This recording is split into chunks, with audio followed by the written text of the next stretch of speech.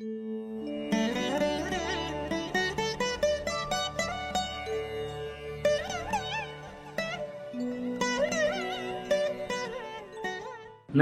அனைவருக்கும் வணக்கம். எல்லோரும் நன்றாக இருப்பீர்கள்.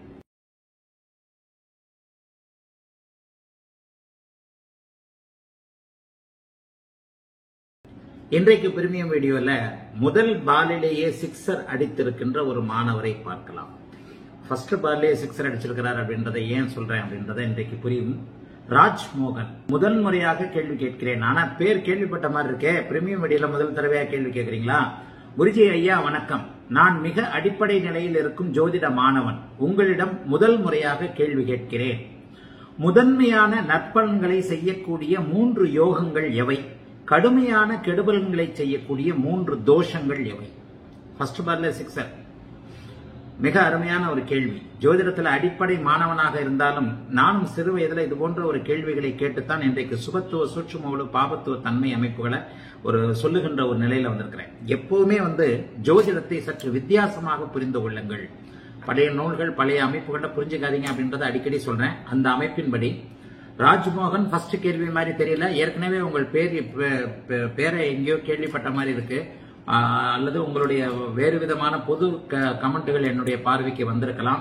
ஆகவே ஃபர்ஸ்ட் பார்ல சிக்ஸர் அடித்திருக்கிறீர்கள் அப்படின்னு சொல்றதுக்கான ஒரு அமைப்பு, இந்த அமைப்பு உண்மையான அமைப்பு தான். சரி, நீங்க கேட்கறது என்னன்னா முதன்மையான நற்பலன்களை செய்யக்கூடிய 3 யோகங்கள் எவை? ராஜ்மோகன் ஆயிரக்கணக்கான யோகங்கள்ல 244 யோகங்கள் முதன்மையாக சொல்லப்படுகின்றன. ஆயினும் நான் யோகங்களை எங்கேயுமே முன்னிலைப்படுத்தினதில்லை. சில யோகங்களை மட்டுமே சொல்லுகிறேன்.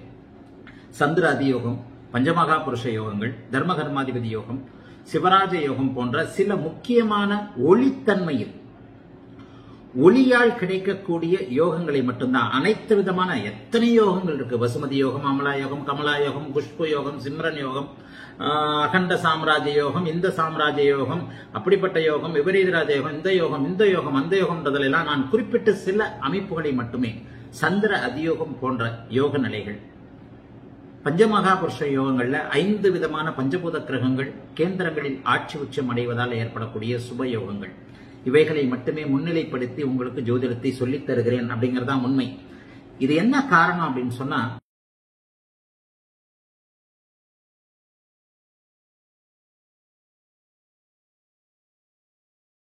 யோகங்கள் அத்தனையும் பயனற்றவை என்பதை நாம் உணர்ந்த காரணத்தினால்தான். எல்லாவற்றிற்கும் விதிவிலக்குகள் இருக்கின்றன அப்படிங்கறது போல யோகங்கள் என்பவை எத்தகைய தன்மையில் அந்த யோகங்கள் செயல்பட ஆரம்பிக்கின்றன, எத்தகைய யோகத்துல ஒரு யோகம் என்றால் என்ன, தோஷம் என்றால் என்ன அப்படிங்கறத தெளிவாக புரிந்து கொண்டீர்களே ஆனால் அதுவே போரும் உங்களுக்கு. எந்த விதமான யோகத்தையும் மனப்பாடம் பண்ணிக்கிட்டு +2 படிக்கிற பையன் மாதிரி அந்த யோகம், அந்த யோகம், இந்த யோகம், இந்த யோகம், A² = B, B² = A அப்படின்ற மாதிரி மனப்பாடம் பண்ற வேண்டிய அவசியங்கள் இங்க ஜோதிடத்துல இல்லவே இல்லை. ஜோதிடத்தை அவ்வாறு நீங்கள் யோகங்களாக புரிந்து கொண்டால் ஒரு உயர்நிலைக்கு நீங்கள் வரவே முடியாது. யோகங்கள் என்பவை எவை, அவை ஏன் சொல்லப்படுகின்றன அப்படிங்கறத புரிஞ்சுக்கிட்டாதான். அதாவது மீனை கொடுக்காதே மீன் பிடிக்க கற்றுக்கொடு அப்படின்னு ஒரு ஆங்கிலத்துல ஒரு பழமொழி இருக்குது. அதைத்தான் நான் செஞ்சுக்கிட்டு இருக்கேன். உங்களை ஒரு மக் பண்றதுக்கான, ஒரு மனப்பாடம் பண்றதுக்கான ஆட்களாக நான் பிரீமியம் வீடியோ நேயர்களை நான் உருவாக்கல. அனைவருக்கும் பேசிக்கா ஜோதிடத்தினுடைய அடிப்படை தன்மையை புரிந்து கொள்ளுங்கள் அப்படின்னு தான் நான் சில விஷயங்களை சொல்றேனே தவிர, நிச்சயமாக நான் உங்களை இந்த யோகம் இருக்கிறது அந்த யோகம் இருக்குன்னு டைவர்ட் பண்றாள் இல்ல. நான் டைவர்ட் ஆகி போன சில விஷயங்கள், கிட்டத்தட்ட ஒரு 10 வருடமாக என்னுடைய ஜோதிட வாழ்க்கை தொலைந்து போனது அப்படிங்கறது தான் உண்மை. மிக முக்கியமான ஒரு 10 வருடங்கள் இது போன்ற ஒரு யோகம் தோஷம் அப்படின்ற ஒரு நிலைமைகள்ல திசை மாறி போய், ஐயோ ஜோசியம் இதுக்குள்ள இல்லையே. நான் அடிக்கடி சொல்லுகின்ற எண்களுக்குள் இல்லை ஜோதிடம், சுபத்துவம் பாபத்துவம் என்கின்ற ஒரு தளத்தின் அடுக்கின் மேல் தான் இருக்கிறதே தவிர கேந்திர கோணங்கள் 6, 8, 12 இவைகள் எல்லாம் அடுத்த விதம் அப்படிங்கிற அமைப்புல இந்த சுபத்துவ பாபத்துவ தட்டுக்களின் அடிப்படையில் தான் உங்களுக்கு அது என்ன சொல்றது, இந்த யோகம் தோஷம் அமைப்புகள் இருக்கின்றனவே தவிர நிச்சயமாக வேறு எந்த விதமான அமைப்புகளே இல்லை. ஆகவே முதன்மை யோகங்கள் அப்படின்றத நீங்க தயவுசெய்து வேறு விதமாகத்தான் புரிந்து கொள்ள வேண்டும். இந்த விதமா புரிஞ்சுக்காதீங்க. சரி, அப்படின்னா நீங்க சொல்ற யோகங்கள், இந்த சந்திராதி யோகம், இதெல்லாம் நான் ஒரு உயர்நிலைக்கு வந்துட்டதுக்கு பிறகு சொல்றேன். அப்ப யோகம்னா என்ன?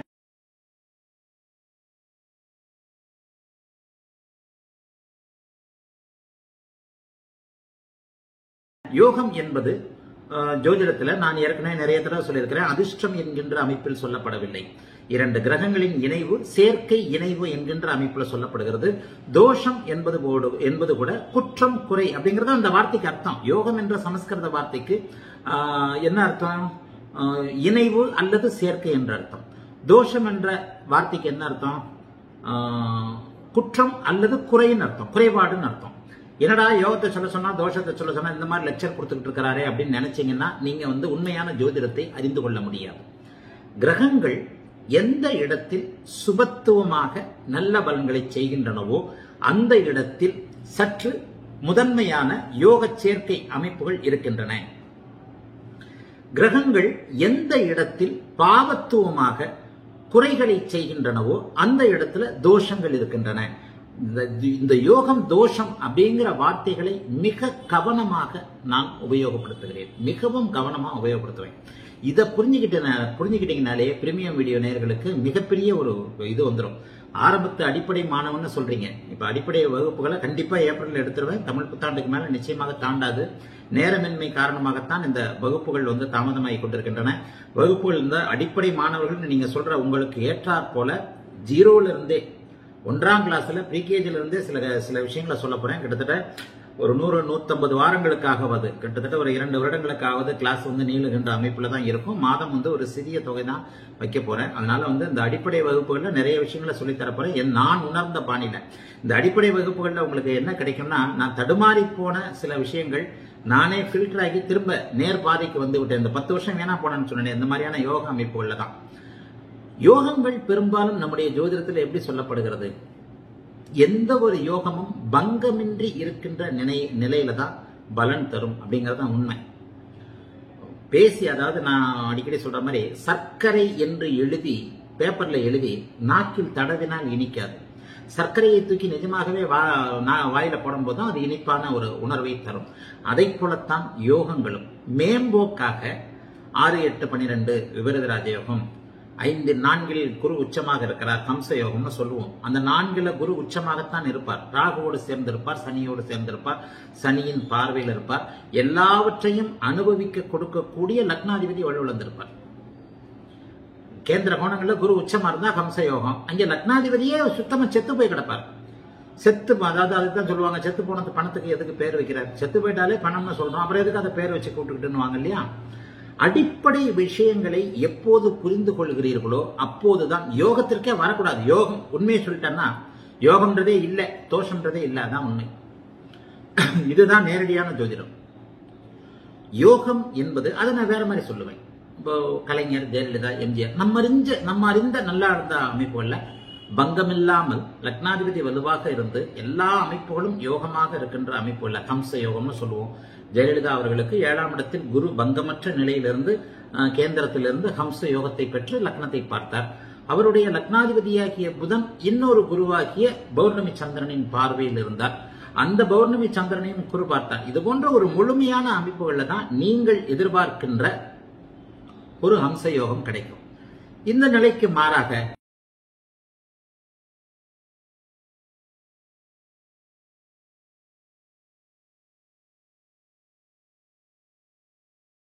இதே மிதுன லக்னக்காரர் புதன் நீச்சமாகி விட்டார். கூடவே சனி ராகு புதனோடு சேர்ந்து இருக்கிறார்கள் வச்சுக்குவோம். அப்ப லக்னாதிபதியே நீச்சமாகி சனி ராகு சேர்ந்த இடத்துல 7ஆம் இடத்துல அவர் வக்கரமாகி அவரும் வேற ஏதாவது டிகிரி புள்ளியில அம்சத்துல பாவத்துவம் அடைந்திருக்கின்ற நேரத்துல லக்னத்தை அடைஞ்சா எனக்கும் அம்ச யோகம் இருக்கே, ஜெயலலிதா மாதிரி நானும் பெரிய சிஎம் ஆவனான்னு கேட்டா எத்தகைய ஒரு அறிவிற்கு ஒப்பாத கேள்வியோ அப்படித்தான் இந்த யோகங்கள். இப்ப நான் சொல்றது உங்களுக்கு புரியும் நினைக்கிறேன். நான் யோகங்களை சொல்வதில்லை, மிகச்சில அமைப்புகள்ல உங்களுக்கு புரிவதற்காக சில நேரங்களில் யோகங்களை உபயோகப்படுத்துகிறேன். சந்திர அதியோகம் போன்ற அமைப்புகள், மிகச்சில யோகங்கள், பஞ்சமகா புருஷ யோகங்கள். இந்த பஞ்சமகா புருஷ யோகங்களை கூட ராஜயோகம்னு ஒரு ஜோசியர் இருந்தார். ஏன்னா இருக்காயான்னு கேட்டேன். எங்கேயா ராஜயோகம்னு சொல்லப்பட்டிருக்கிறது? பஞ்சமகா புருஷ யோகம். 5 ஒரு மனிதன் துறையில், அப்பெல்லாம் ஆம்பளை தானே வேலையை பார்த்தான், பெண்கள் இப்பது போல வேலைக்கு போகல இல்லையா? இப்ப பஞ்சமகா புருஷ யோகங்களை பஞ்சமகா ஸ்திரீ யோகங்கள்னு கூட சொல்லிடலாம். அப்படியும் ஏன்னா பெண்களும் வேலைக்கு போறாங்க. ஒரு துறையில் தத்தம் துறையில் ஒருத்தன் உயர்வாக இருக்கின்ற ஒரு நிலையத்தான் பஞ்சமகா புருஷ யோகங்கள்னு சொல்லப்பட்டது. சூரியன் உச்சமாக இருந்தால் அவன் அரச வேலையில, அரசு தன்மையில, சத்திரிய தன்மையில, நாட்டை காவல் காக்கும் தன்மையில உயர்வாக இருப்பான். செவ்வாயும் இருந்தா அது மாதிரி ஒரு காவல்காரன் உச்சமாக இருப்பான். குரு உச்சமாக இருந்தா அவன் அறிவில் சிறந்தவன், சொல்லிக் கொடுப்பதில் வல்லவன். புதன் உச்சமாக இருந்தால் மிகப்பெரிய மேதை. சுக்கிரன் உச்சமாக இருந்தால் கலைஞன், அழகுணர்ச்சி மிக்கவன். சனி உச்சமாக இருந்தால் கீழ்நிலை வேலைகளை வலுவாக செய்பவன், சேவை மனப்பான்மை உள்ளவன். இது போன்ற அமைப்புல தத்தம் துறைகளில் உச்சமாக ஒருவன், மகா புருஷனாக ஒருவன் இன்றைய காலகட்டத்தில் அதே துறைகளில் ஒரு பெண் வலுவானவளாக இருந்தால் மகா ஸ்திரீ யோகம் என்று கூட அதை சொல்லிடலாம். புருஷன் என்பவனுக்கு வேற விதமான சமஸ்கிருதம் தெரிஞ்சவங்களுக்கு தான் தெரியும். மகா புருஷன் என்பவன் மனிதர்களில் உன்னதமானவன். அவனை கூட ராஜயோகம்னு சொல்லல. பஞ்சமகா புருஷ யோகத்தை ராஜயோகம் என்று எந்த நிலைமையில, சிவராஜ யோகத்தை கூட, ஒரு நீச்சபங்க ராஜயோகத்தை கூட ராஜயோகம் என்று சொன்ன ஞானிகள் பஞ்சமகா புருஷ யோகத்தை ராஜயோகம்னு சொல்லல. அப்ப தத்தம் துறைகள்ல வலுவாக இருக்கின்ற சில நிலைகள். இப்போது நான் சொன்ன சந்திர அதியோகம், அதியோகம் என்பது ஒரு மிகப்பெரிய நல்ல யோகம். நமது பூமிக்கு மிக அருகில் இருக்கக்கூடிய துணைக்கோளான சந்திரனின் மூலம் கிடைக்கக்கூடிய சில தன்மைகள் சொல்லப்பட்டிருக்கின்றன. அந்த மேலோட்டமாக அந்த தன்மைகள் சொல்லப்பட்டிருந்தாலும் நான் பார்த்த ஆயிரக்கணக்கான ஜாதகங்கள் அந்த சந்திர அதியோகம் மிக உயர்நிலையில் இருப்பதை பார்த்து நான் இப்போது இந்த அமைப்புகளை முன்னிலைப்படுத்தி சொல்கிறேன். எனக்கு பின்னால் வருகின்ற என்னுடைய மாணவன் என்று சொல்லக்கூடிய நீங்கள், என்னுடைய மாணவன் நீங்க மிக அடிப்படையில் இருக்கும் ஜோதிட மாணவன். நீங்க ஏன் மாணவன் இல்ல, ராஜ்மோகன் ஜோதிடத்துடைய மாணவனாக இருக்கிறீர்கள். ஆக என்னுடைய ஃபாலோவர்கள், என்னுடைய மாணவர்கள், என்னை குருவாக ஏற்றுக்கொள்ளக்கூடிய சிலர் இன்னும் இதனை என்னுடைய காலத்திற்கு பிறகு மேலெடுத்து செல்வீர்கள் அப்படிங்கிறது தான் உண்மை. ஆகவே யோகங்களை கண்டு மயங்கி விடாதீர்கள். யோகங்கள் என்பவை செயல்படுவதற்கு ஒரு மிகச்சிறந்த தளமும். வண்டி BMW கார் வாங்கியிருக்கிறோம். BMW காரு தட்டின உடனே 6 செகண்ட்ல 100 கிலோமீட்டர் போகும்ன்றாங்க. 6 செகண்ட்ல 100 கிலோமீட்டர் போகும். ஹை ஸ்பீட்ல 200-240 கிலோமீட்டர் போகும் தான், உண்மைதான். ஒரு நெல் வயலில் கழனி காடுன்னு சொல்றோம் இல்லையா, வரப்பும் மேடும் பள்ளமுமாக, வயல் வரப்புமாக நெல் விளையிற பூமியில போய் ஒரு BMW கார்ல 200 கிலோமீட்டர் ஸ்பீட்ல ஓட்ட முடியுமா? அது BMW கார் தான். அந்த BMW கார் ஓடுவதற்கு கூட ஒரு தளம் வேண்டும் இல்லையா? அதை போலத்தான் யோகங்களும். யோகங்கள் செயல்பட வேண்டுமெனில் அந்த யோகம் செயல்படுவதற்கான ஆதார விஷயமான ஜாதகம் வலுவாக இருக்க வேண்டும். இதெல்லாம் நமக்கு யாருக்குமே தெரியறதில்லை. சொல்லிக் கொடுக்கறதுக்கு அவங்களுக்கே தெரியாது. எந்த புத்தகமும் இதை சொல்லிக் கொடுக்காது. ஏன்னா எனக்கே எந்த புத்தகமும் சொல்லிக் கொடுக்கல. நானே ஆயிரக்கணக்கான ஜாதகங்கள்ல ஏன் இந்த யோகம் செயல்படவில்லைன்னு வந்துதான் இந்த நிலைமைக்கு வந்திருக்கிறேன். ஒரு யோகம் செயல்பட வேண்டுமெனில்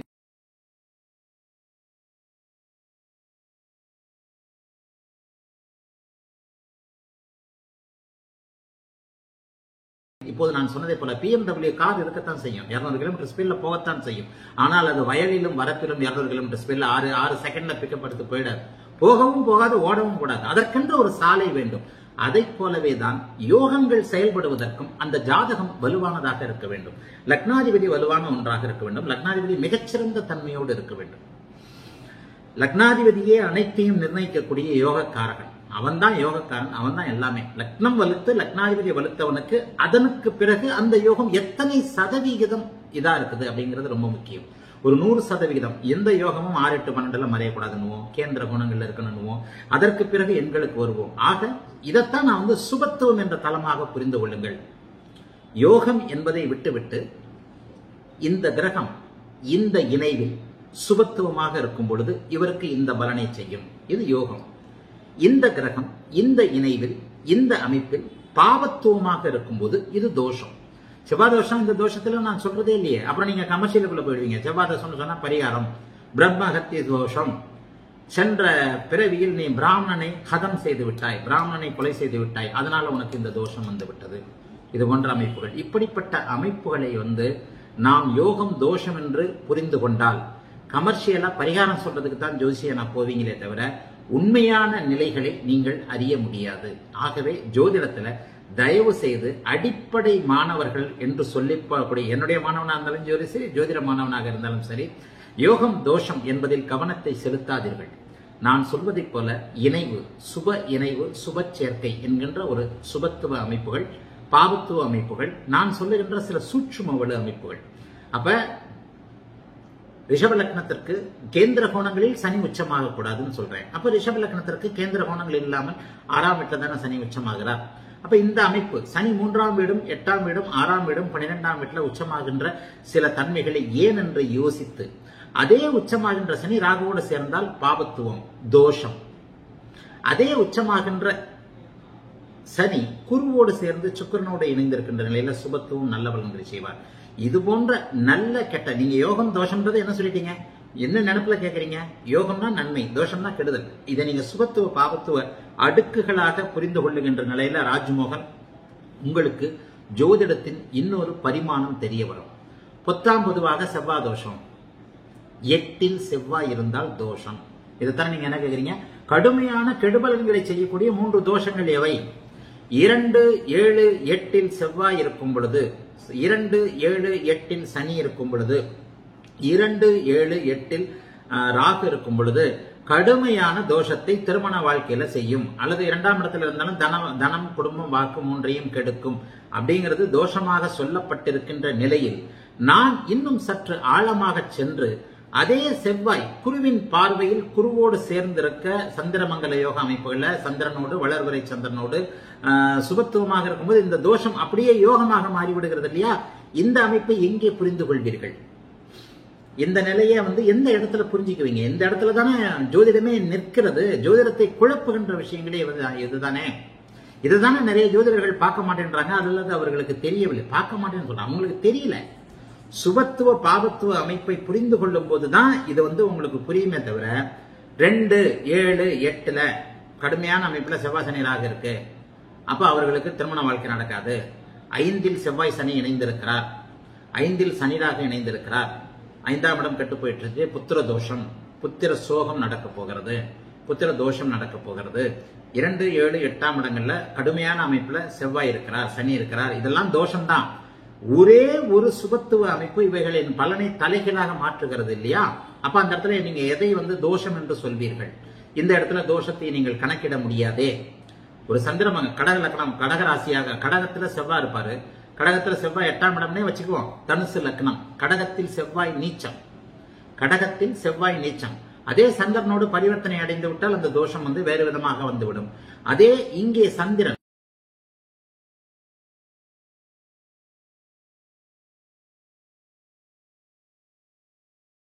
வளர்பிறை சந்திரனாக இருந்து 8ஆம் இடத்தில் இருக்கின்ற நீச்ச செவ்வாயை பார்க்கும் பொழுது அவர் சுபத்துவம் அடைகிறார். அங்கேயே உச்ச குருவோடு 8இல் குரு செவ்வாய் மறந்திருக்கிறார்கள். தோஷம் யோகமாக மாறிவிடுகிறது இல்லையா? சுபத்துவ அமைப்பினால. சமீபத்தில் ஒரு காவல்துறை அதிகாரிக்கு மிக தெளிவாக ஒரு அமைப்பை வளைக்கிறதுல, விருச்சிக லக்னம், 8இல் செவ்வாய் குரு, அங்கே தனுசு ராசி, வளர்பிறை சந்திரனின் பார்வையில செவ்வாயும் குருவும் 8இல் மறைந்திருக்கிறார்கள். அவருக்கு வெகு நாட்களாக சந்தேகம், என் செவ்வாய் 8ல மறைஞ்சு போச்சு, நான் எப்படி இவ்வளவு பெரிய ஐபிஎஸ் ஆபிசரா இருக்கிறேன் அப்படின்ட்டு. உங்களுடைய ஆர்டிகளை படிச்சவன தான் புரிஞ்சதுன்னு ஒரே வார்த்தையில சொன்னாரு. விருச்சிக லக்னம், 8ல செவ்வாய் குரு, தனுசு ராசி, வளர்பிறை சந்திரன், சூரிய கேந்திரத்துல சூரியன் புரட்டாசி மாதம் பிறந்திருக்கிறாரு. புரட்டாசி மாதம் சூரியன் பிறந்திருக்க 7ல அந்த சூரியனுக்கு 4ஆம் இடத்துல தனுசு ராசியில வளர்பிறை அஷ்டமி நவமியில சந்திரன் பிறந்திருக்கின்ற ஒரு யோக ஜாதகம். இந்த அமைப்பின்படி வெகு நாட்களாக எனக்கு சந்தேகம், எப்படி 8ல செவ்வாய் மறைஞ்ச நான் ஒரு ஐபிஎஸ் ஆபீசர் ஆனேன் அப்படின்னு சொல்லிட்டு. உங்க ஜாதகத்தை பார்த்தோன்னா உங்க கட்டுரைகளை காணொலிகளை பார்த்தவுடன் டக்குன்னு கண்ணு அப்படியே திறந்துருச்சுன்னாரு. இவ்வளவுதானே, இதுதான் சுபத்துவம். இந்த இடத்துல 8இல் செவ்வாய் மறைவு அப்படின்னு நீங்க, அவருக்கு அருமையான வாழ்க்கை. 8இல் செவ்வாய் மறைந்திருக்கிறார். நான் அடிக்கடி சொல்ற மாதிரி லக்னத்திற்கு 8இல் செவ்வாய், ராசிக்கு 7இல் செவ்வாய். அந்த லக்னத்திற்கு சில குறைபாடு உள்ள ஜாதகத்துல ப்ரெடிக்ஷன் பண்ணும்போது எப்படி பண்றேன்? லக்னத்திற்கு 8இல் செவ்வாய், சில பேர் கல்யாணம் ஆகல 35 வயசுக்குன்னுவாங்க. லக்னத்திற்கு 7இல் செவ்வாய் அமர்ந்து ராசிக்கு 7இல் அந்த இடமாகி இருக்கும்போது உங்களுக்கு 35 வயசு வரைக்கும் கல்யாணம் ஆகலன்னு. இந்த ஐபிஎஸ் ஆபீசருக்கு சீக்கிரமா கல்யாணம் ஆகி நல்ல குழந்தை அருமையா 2 குழந்தைகளோட இருக்கிறார். அப்ப இந்த இடத்துல என்ன அந்த பலனை மாற்றுகிறது? லக்னத்திற்கு 8இல் செவ்வாய், ராசிக்கு 7இல் செவ்வாய். விருச்சிக லக்னம், 8ல செவ்வாய் மறைவு. ராசி அமைப்புகள் என்ன வந்துருச்சு? சனி அமைப்புகளா வந்துச்சு. அப்ப என்ன விஷயங்கள் இவரை மாற்றுது அப்படின்னு கேட்டீங்கன்னா, அங்கே இருக்கின்ற குருவின் இணைவு, அங்கே இருக்கின்ற குருவின் இணைவு. ஆக எந்த ஒரு தோஷமும் ஒரு சுபத்துவ தன்மை, சூட்சும வலுத்தன்மை கிடைக்கும் பொழுது 8இல் சனி இருப்பார், தனித்து இருந்தால், ஒரு உதாரணமா மேஷ லக்னம்னே வச்சுக்குவோம். 8ல சனி இருக்கிறார். 8இல் சனி இருக்கும்போது என்ன நடக்கும்? கடுமையான வாழ்க்கை துணை அமைப்பு, சனி திசையில சனி இதை பாதிக்கிற அமைப்பு, ஒரு 7.5 சனி அமைப்பு எல்லாம் நடந்திருந்தா வாழ்க்கை அமையாத நிலை, வாழ்க்கையில குழப்பமான ஒரு நிலை. ஒரு மேஷ லக்னம்னே வச்சுக்குவோம், 8ல் சனி இருக்கிறார், அவர் ஏற்கனவே செவ்வாயோட வீட்டில் இருக்கவே கூடாது. அப்போ வாழ்க்கை துணை பாதிக்கப்படக்கூடிய, வாழ்க்கையே தாமதமாக அமையக்கூடிய சில நிலைகள் 8ல் சனி இருந்தால் நடக்கும் என்பது உண்மை. அதே 8ல் சனியை உச்சகுரு பார்க்கிறார்னு வச்சுக்குவோம், உச்சகுரு பார்த்துட்டாருன்னா அவ்வளவுதானே, அப்படியே அது தோஷம் யோகமாக மாறி விடுகிறது இல்லையா? சனி திசை வேறு விதமான இது அமைப்புகள்ல மாறிடுது இல்லையா? ஆகவே அடிப்படை ஜோதிட மாணவராகிய நீங்கள் இந்த முதன்மையான யோகங்கள் எவை, முதன்மையான தோஷங்கள் எவை என்பதில் கவனத்தை செலுத்தினால் உண்மையான ஜோதிடம் கண்டிப்பாக உங்களுக்கு வாய்ப்பதற்கு வாய்ப்பே இல்லை. என்ன மாதிரி ஒரு 10 வருஷம் தசை மாதிரி திரும்பி போயிட்டு ஆண்டவன் பரம்பொருளுடைய கருணை இருந்தால் மீண்டும் சரியான பாதைக்கு வர வேண்டியதுதான். ஆகவே உங்களுடைய அதிர்ஷ்டம் தான் சொல்லுவேன். நான் ஒருத்தர் இந்த மாதிரி ஒரு பைத்தியகாரத்தனமா எங்கேயாவது போய் தெரிஞ்சு உங்களுக்கு சரியான பாதையை காட்டக்கூடிய அமைப்புல, ஏற்கனவே அடிபட்டு நொந்து போய் குளத்துல எல்லாம் வலிக்கு விழுந்துகிட்டு அப்படியே நீங்க என் பின்னால் வந்து கொண்டிருக்கிற உங்களை கொடியை காட்டி கையை காட்டி நில்லுங்கள், இந்த பாதை ஆபத்தானது, இப்படி செல்லுங்கள் அப்படின்னு சொல்லக்கூடிய ஒரு நிலையில இருக்கிறதுனால அடிப்படை அமைப்புள்ள மாணவர்களாகிய மேல வந்துட்டவங்களுக்கும் சேர்த்து தான் சொல்றேன். நம்முடைய பிரீமியம் வீடியோக்களை ஏகப்பட்ட தமிழ் ஜோதிடர்களும் பார்க்கிறாங்கன்றது எனக்கு மற்ற விஷயங்கள்லாம் தெரியுது.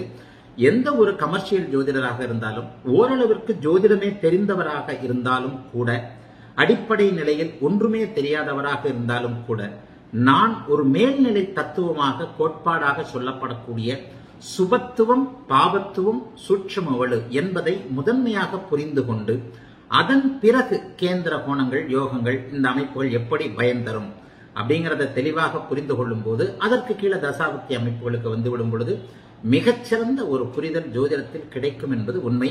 ஆகவே ஃபர்ஸ்ட் பால்லேயே 6 அடிச்ச ராஜமோகன், உங்களுடைய கேள்விகளுக்கு சந்தேகங்களுக்கு பதில் கிடைச்சிருக்கும் நினைக்கிறேன். வாழ்த்துக்கள். மீண்டும் அடுத்த வீடியோல பார்க்கலாம். எல்லோரும் நன்றாக இருப்பீர்கள்.